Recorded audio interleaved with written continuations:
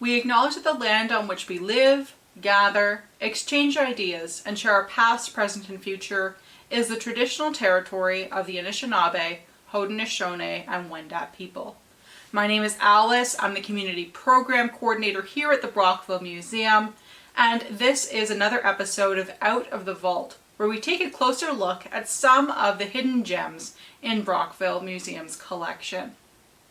Now, on this series, we're taking a closer look at some of the artifacts from the more recent past in Brockville's history.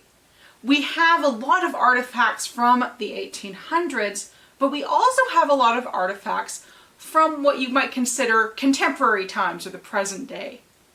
Now, communities change over time, and the thing is, the Brockville Museum aims to record that change as it happened through our collection.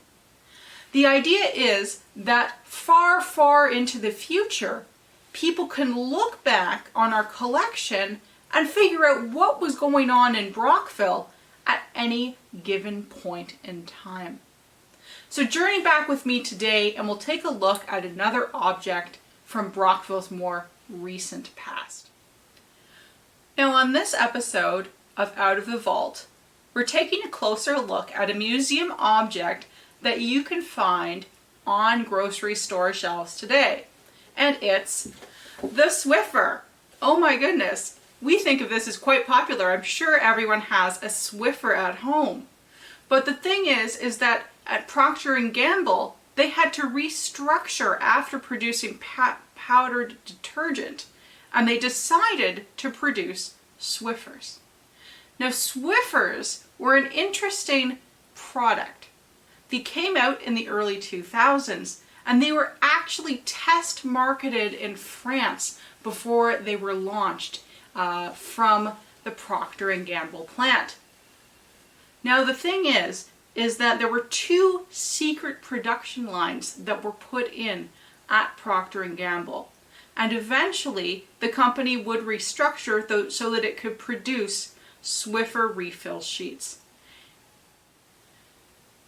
Now, a total of 40 new jobs were added at the Procter & Gamble plant in Brockville, and an additional 40,000 square feet was added to the factory so that the company could then produce Swiffers and Swiffer refill sheets. Swiffer may be ubiquitous now, but there was a time when it was a new product like any other. Now, what happened to Procter & Gamble in Brockville? Because we know it's not here anymore.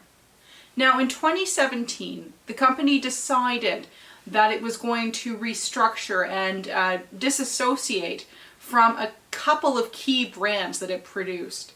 And that meant that the factory in Brockville was closing. Now, they reopened for a time to produce hand sanitizer during the COVID-19 pandemic, but eventually closed their doors for good in 2022. Now, today, Leclerc Cookies is a new industry that occupies the same spot as the Procter & Gamble plant. So if you wanted to learn more about Procter & Gamble, come and check out our Made in Brockville exhibit. It's part of our general museum exhibits, and it tells you a little bit more about the company's history. Thank you very much for watching.